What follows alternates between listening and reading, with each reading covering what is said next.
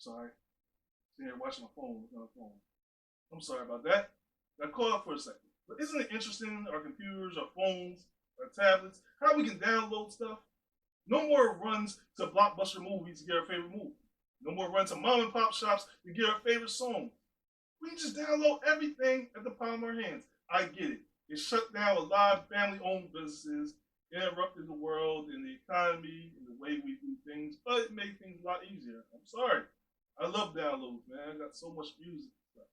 But we gotta be careful when we download stuff, right? We gotta be careful when we download into our computers, our phones, our tablets, because sometimes what we think we're downloading may be a virus hitting a Trojan horse. You might think we're downloading that new Jay-Z or Beyonce album, but really we're downloading a dangerous virus that's hoping to attack and spy on our files, hoping to attack our computer system. Isn't it how we are? Don't we gotta be careful what we download in our subconscious? Think about it, people. So much of a computer our minds are. Think about how things are downloaded to our mind. Think about racism, for instance. We think we're going to really eliminate racism with a few slogans like Black Lives Matter, putting them on a basketball court, wearing them on a t-shirt like I am right now. Do we really think we're going to really fight back against racism that way?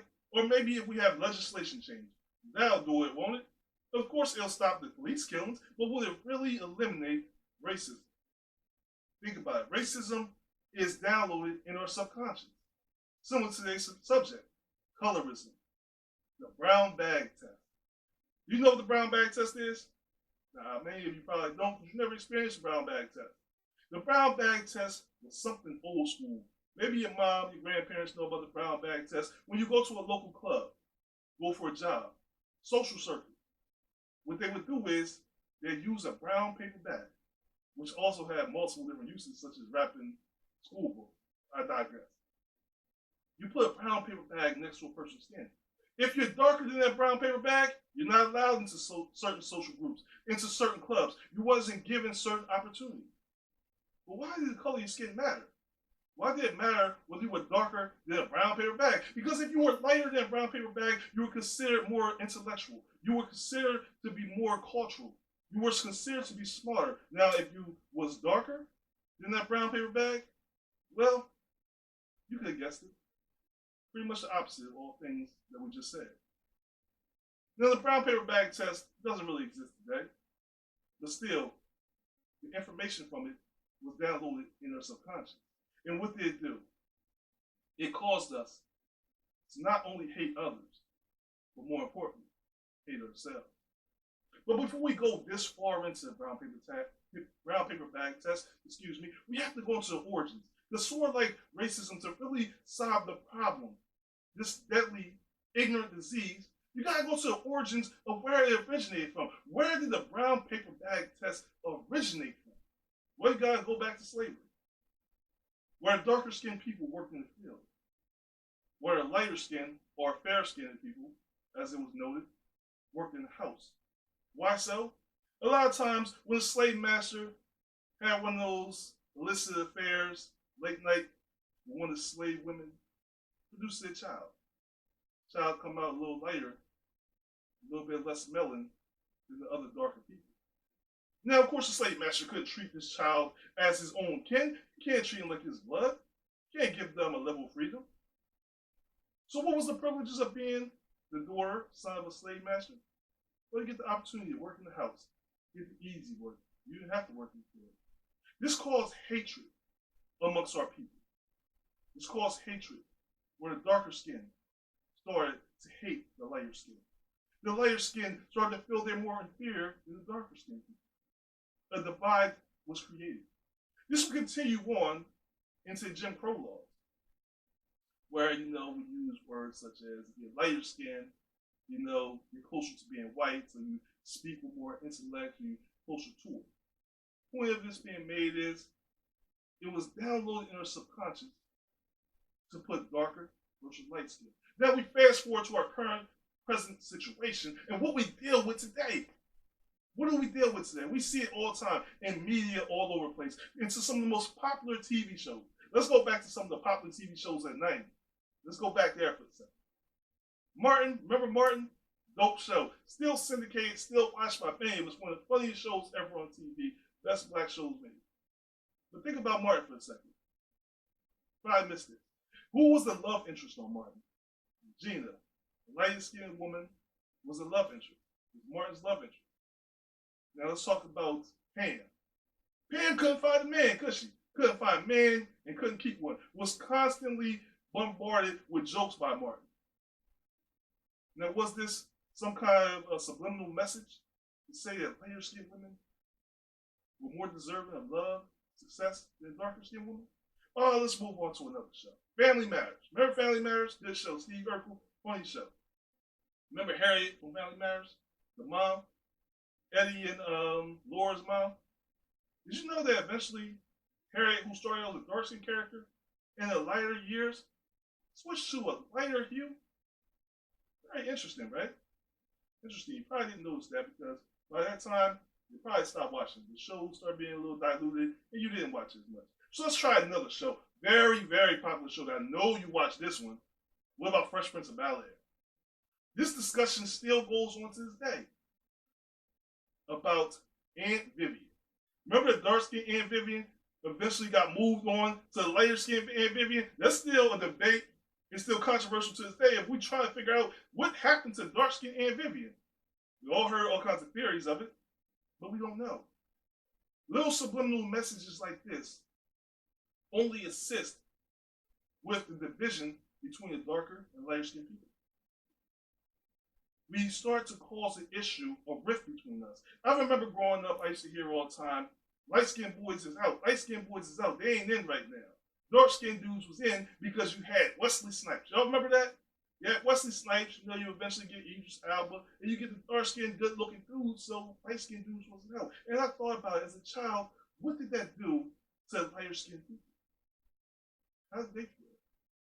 My little sister is light skinned. And she used to get teased unmercifully. I don't know if that's a word you said, but without mercy, she got teased. Because she was lighter than everybody in the house. Used to call her names like Light Bright. Call her Light Bright, White Girl, all kinds of different names. The sister grew strong from this. She didn't grow up to be a woman who hates the color of her skin. Didn't think she was ugly, even though she was constantly told she was because of her light skin, her skin, because she bruised so easy. But it wasn't the bruises on her skin that would have lasted. It's the ones in her subconscious. In a recent conversation with my sister, we talked about colorism. We talked about the brown bag test. And I talked about, I complimented her on her ability to come from all this bantering that she took as a child to still have so much self-love. When she revealed to me, it's not the case. She said, you notice I have never dated a light-skinned man? She said, I don't find them attractive. The bantering from her childhood led to her adulthood to the point now she doesn't date light-skinned men. She doesn't find them attractive. Deeply rooted inside of her, downloaded inside her subconscious, there's doubt of attractiveness. We see movies like School Days. Remember School Days? Classic movie. And though we try to act like colorism doesn't exist, it could have been highlighted, could put on the mainstream better than Spike Lee did in School Days, where you had two different chapters of people. One was a division of light-skinned people, other dark-skinned women, constantly fighting against each other. Had even a video or a little skit where it was about good and bad hair. The darker-skinned women were the ones considered to be the more ugly, less attractive. Bad hair, where the light-skinned women were the ones with more fine hair, more beautiful women, were the more successful ones in the group. The movie was ended with Lawrence Fishburne running through the college, finally making it into the courtyard of the college, telling everybody to wake up. Well, here's my message to everybody today. It's time for us to wake up and recognize several things. One, that colorism does exist. Two, that we are all responsible for the existence and the consistency of colorism because we download it not only in ourselves, but we download it into our children. We download this information into our children.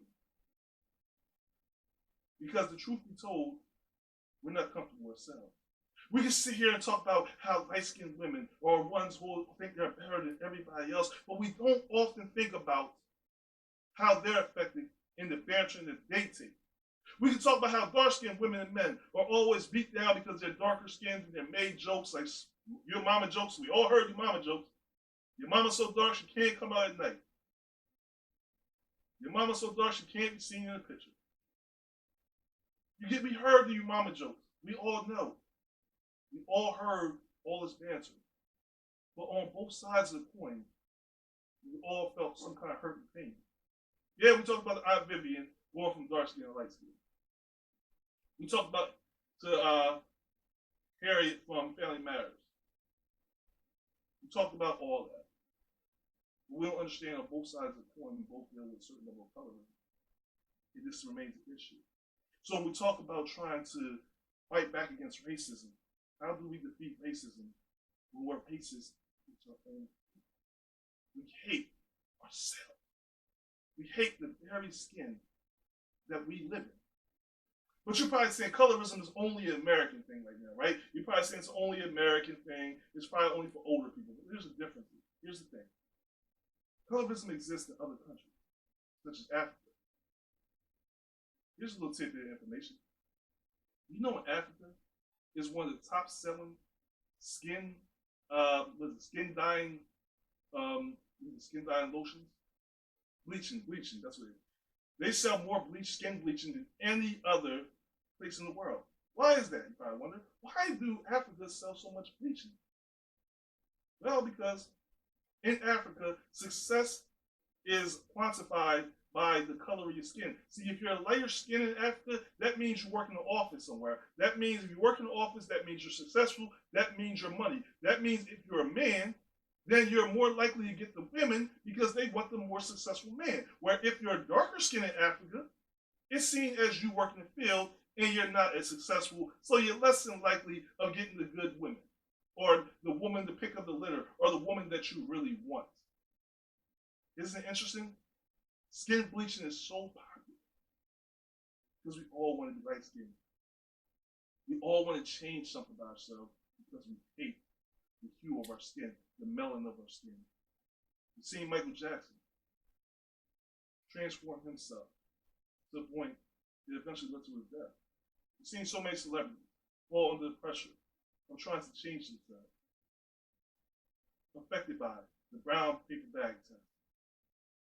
And it affects us today, it affects our children today. It's hard to find something that looks like you. It's hard to find something that looks like you, that feels like you. It's hard. Because when you look at doll babies and stuff, you see doll babies. Hardly ever see doll babies that are a darker hue. The Barbie doll, darker hue. So you don't see anything that looks like you.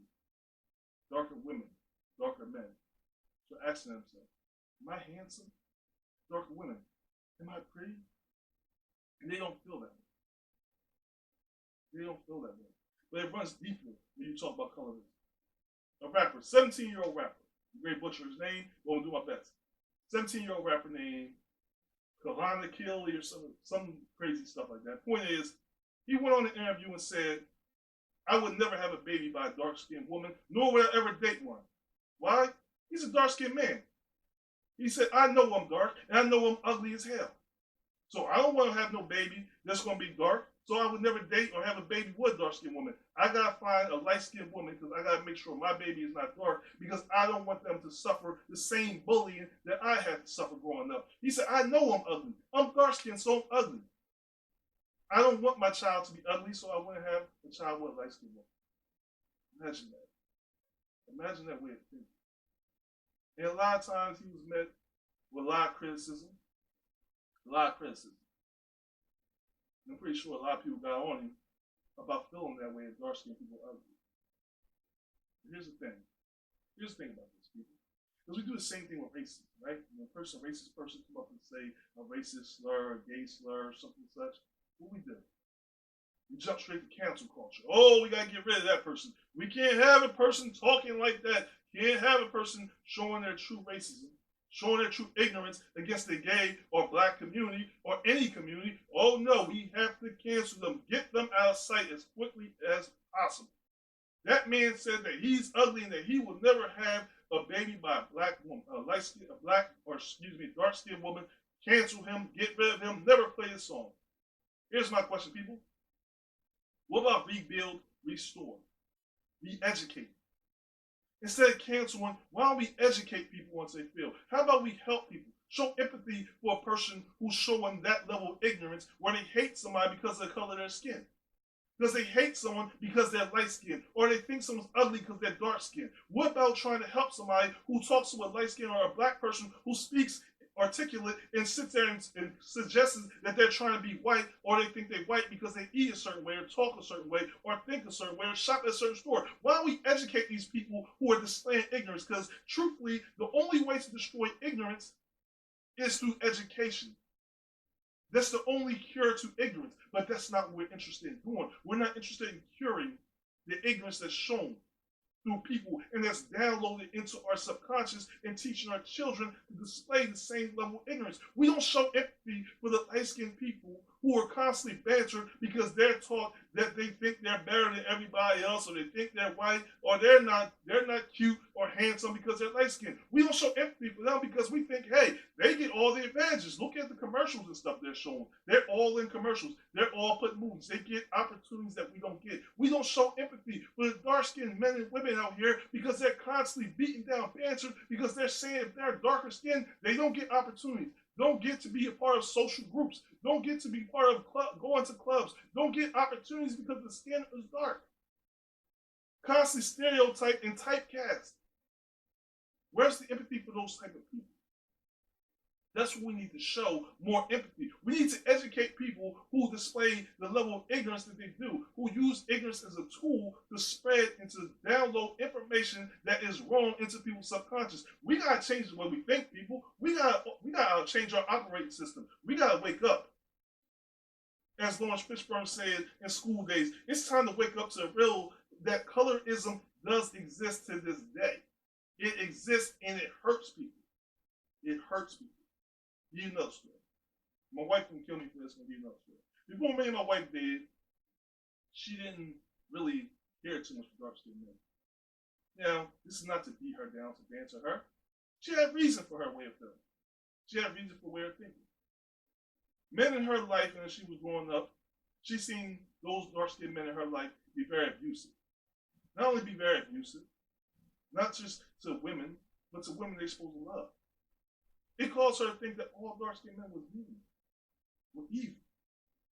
And downloading her subconscious was all dark-skinned men were not to be trusted, were evil, hateful, and were going to hurt her. This information was downloaded to her subconscious. So what should we have did? Should I have canceled any idea of ever marrying and establishing a relationship with this woman that I've been married to for 11 years, been with for 14 years? Or should I have done what I did? Show her that though you had bad rap and ran to a few dark-skinned gentlemen who chose to be rude, disrespectful, and hurtful, hateful to people that they're supposed to love, that not all people who look the same, that share the same hue are the same, that deep inside of us lies a spirit, a heart, a mind. And just because we all look the same or have the same color melanin or hue, that it don't mean we all act the same. Educating my wife through my actions, showing her despite the relationship, the misconception that was shown and taught to her, that it was just that, a misconception, a theory, a wrong theory. And that the truth was, not all dark-skinned men are good. Nor is all light-skinned men bad or good. But you gotta judge someone based on their actions, not the way they look. But we have a revolution now today. We talk about colorism, brown bag test. We got a revolution today. We got people who are more Afrocentric, more comfortable with wearing their natural hair, not putting perm in their hair, not putting more weave in their hair, being comfortable with their melanin. People are starting to learn to be comfortable with their melanin, comfortable with their skin tone, comfortable within themselves. But even with that, struggle continues, right? The struggle still continues as we still struggle to be comfortable with our melanin the way we look, because still, deep inside our subconscious, we display a level of hatred. Because the people will be comfortable with that darker melanin skin, that dark skin, They find issue with people who are lighter skinned. So we use different type of terms, ignorant, like waffle colored nigger. Like we use that, and we use it in a joking form, but we don't think about the harm we're causing. So because you're not the same hue as me, or your skin color is not as dark as me, I need to beat you down, make you feel worse than you actually are. You gotta constantly think about what we're saying and how we're maintaining the brown bag effect. The brown bag effect had a huge effect on our parents. That may be the reason why our parents try so hard to give Barbie dolls for girls, toys for boys, to make them feel more comfortable and more in love with themselves, but also struggle with their own self-love. Because even with our parents, don't our parents hurt the way we look? Think about it. You got a dark-skinned parent, light-skinned child, your parent might beat you down because you're light-skinned. Might beat you down because you're ugly. You think you're prettier than me. You think you're more handsome than me. You think you're better than me because they're struggling with something they feel inside. Or you got a light-skinned parent with a dark-skinned child. You were so ugly. Why are your skin so dark? You were just so ugly.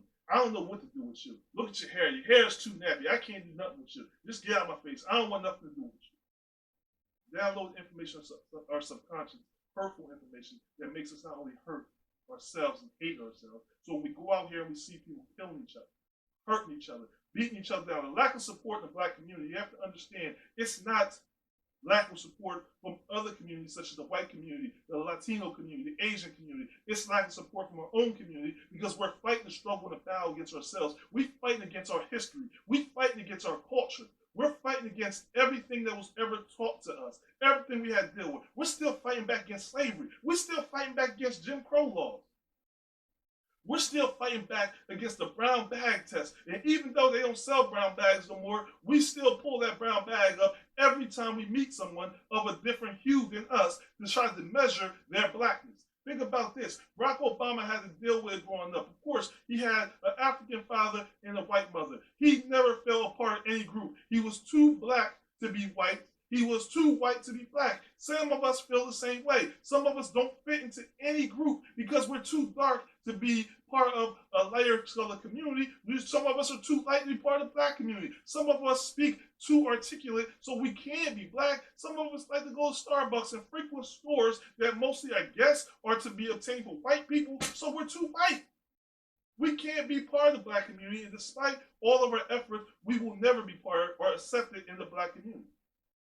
Some people are just too light-skinned where, oh, you can't be black. You got to be mixed with something. You got to be something else so they can't be accepted to the black community. How do you fix a division that we have amongst ourselves? It's by educating ourselves, learning not only to love ourselves, but love each other and to accept each other despite the color and hue of who we are. We're all part of the same race. We are the same people. We are the same thing. We celebrate the same culture and we have the same effects. We deal with the same thing. Because a light-skinned person get pulled over, what you think? They're not going to get a ticket? They might not get killed by police officers? That's the kind of mindset that we have and kind of mindset that we operate and we use. And this objectiveness we think with. We got to stop looking at each other saying, oh, you white because you like a certain type of movies or a certain type of food or you drink a certain type of coffee.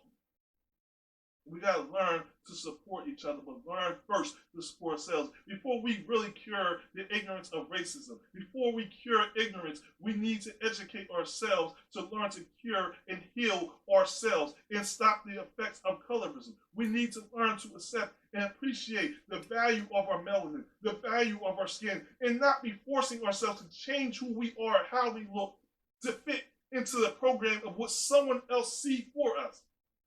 We gotta stop allowing the media, Hollywood, to tell us what's pretty, what's good, what's bad. Letting commercials tell us what's good, what's bad. We bleaching our skin so that we fit in, and we still don't fit in. Because Joe, you bleach your skin, you can't erase your culture. You can't erase your history. You can't erase the pain that was downloaded into your subconscious until you're ready to really release it. And the color of your skin, the bleaching of your skin doesn't change that. I'm trying to tell you, man. I'm telling you something. I talk about download music and movies and stuff. And listen, The stuff we download on our phones and music is some of the most popular rappers of all time. Tupac Shakur had a song to keep your head up.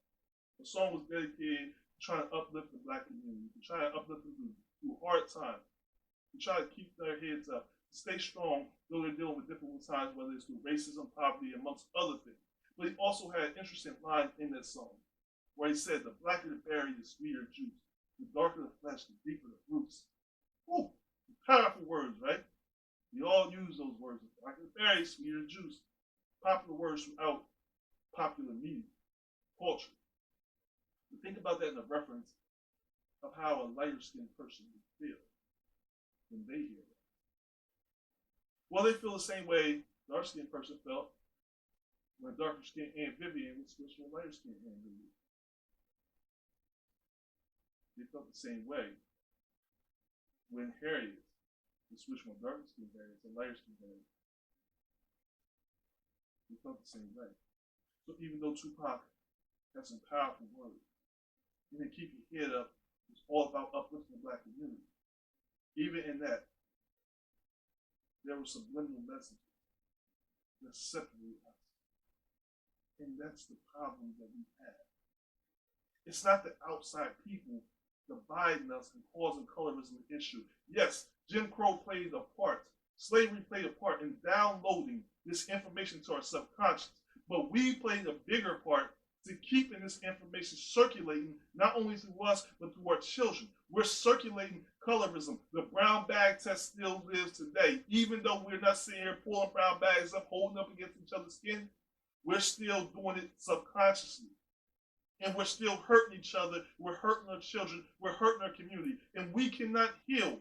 We can't hope to heal. We can't hope to reverse racism until we look to heal ourselves. We can sit here and talk about how bad our children are. We can talk about how bad things are. But until we heal ourselves, until we truly identify this issue with colorism, identify the issue of where we're making darker skinned, lighter skinned women fight against each other, darker skinned, lighter skinned men fight with each other, until we deal with those issues of trying to compare Idris Elba to Chris Brown or Drake, until we deal with those issues, we're going to consistently have this problem. I can go on and on about movies of showing a separation between us and how we've been taught to separate and how colorism exists. One more thing, because we're running out of time. Remember one of my favorite movies, Coming to America. Prince Hakeem, Eddie Murphy, Arsenio Hall, who was Prince Hakeem's love interest. The light-skinned Lisa Madad. You get all the good men, right? Her sister even said it towards the end of the movie, when they found out that Eddie Murphy was the true prince of Zamunda. She said, "Why does Lisa get all the good men? The darker-skinned woman couldn't get a good guy. Couldn't find one that wanted her." What did it tell her? What did it tell us? That if you're lighter skinned, that you're more successful, you're more susceptible to find love. But how do we combat these colorism, these subliminal messages that are taught and downloaded in our subconscious? It's by finding love, peace, happiness, and joy, success within ourselves. Because that, my people, is the only way we truly can fight back against colorism in the brown bag test. Is when we learn to love ourselves and learn to love each other. Appreciate the color of your melon. Appreciate the color of your skin. Appreciate the value of who you are. And not allow anyone else, certainly not music or movie or popular media, to justify and tell you you're valid. I want to thank you for joining me for another episode of Past to Present Podcast. As usual, like, comment, hit the subscribe button, and don't forget to ring those bells so you get notifications so every time a new episode is uploaded. Also, hit me up. Facebook, Past Present, Instagram, Alan the Great. Hit me up. Comment below. Let me know what you think about colorism. What do you feel? Do you agree, disagree? Share your stories of what kind of issues you dealt with colorism and was it downloaded into your life. I would love to hear from you, and so will the audience. Until next time, I see you people. I only got one thing left to say to you. Stay tuned.